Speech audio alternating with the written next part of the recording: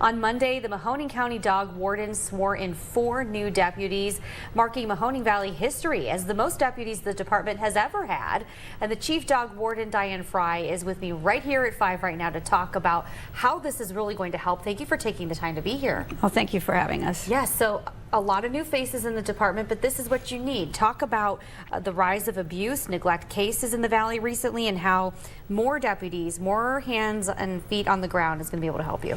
This is true. We have 2 brand new people and then 2 people that were due to be sworn in as deputies. So this is going to give us that extra cushion so that if someone has a day off or someone's sick, we're not pulling people from different places, and this actually makes us so that we're much more efficient in what we're doing. And on the days when everybody's there, we get to have another person out on the road, and so we get to calls quicker. So that's our main goal out on the road, is to service the residents of the county. Yeah, and talk about some of the day in, day out duties that they have and how busy their job is. It's, it can be very difficult, and all of our employees are, we may be short in the kennel, and so they get pulled back into the kennel, or they're out on the road, or we're assisting animal charities sometimes, or we're assisting the law enforcement officers sometimes, depending on where we're at in the county.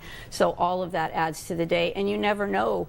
It may start out very slow, and then just within a call or 2, or at opposite ends of the county. And you're looking at, like, if we get a call to Smithfield Township or Goshen, and then we're back in the city, I mean, it's a lot of driving in one day. It's a lot of travel. Absolutely. And here on 21 News, we report quite often on animal abuse cases, animal hoarding, animals discovered in a home. I've been to stories where there were snakes in a home. I mean, quite a variety over the last more than decade I've been here. And I'm curious what you think is really driving these numbers up and keeping them high. What's the biggest issue where you're seeing animals abused, and also the issues of neglect? And we're not the humane agency, that's animal charity, so, but a lot of times we are the first one to put eyes on it, and we work with them as closely as we can. If we see something that they need to come out and look at that would fall under their umbrella, we do call them. But I think nobody can foresee the future in your life. I think people, have the best of intentions when they want a pet or have a pet.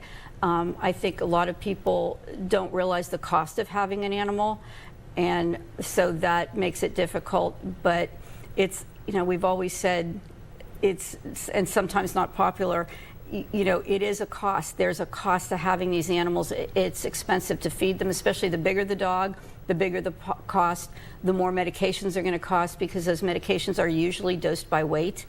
So, it's easier not to get those pets if you're not in a situation where you can handle those costs. And I know your priority is to reunite owners with their dogs, especially if they run away. We that try can happen, very hard. Yes. And you work your best. You get the collar, you do the thing. Sometimes the dog just, or the cat, they run away. You know what the biggest?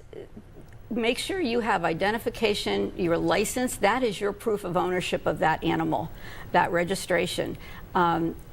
So make sure your chip, if you have a microchip in your dog, make sure that has been kept up to date. Some don't require re-registration. Some you have to renew those annually. Make sure you know what your microchip, because we get so many that they have a chip and there's nowhere to trace them.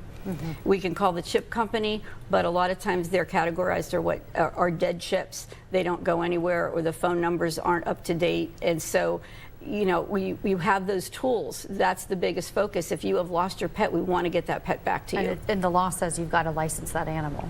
Exactly. And in Mahoning County, you have to have a current rabies vaccine at all times. So make sure you have those things. Okay, love our pets, and we want to make sure they stay safe and at home. Exactly. And all the way organized. Thank you so much for being with us, and thank you for your help. Oh, you're welcome. Thank you.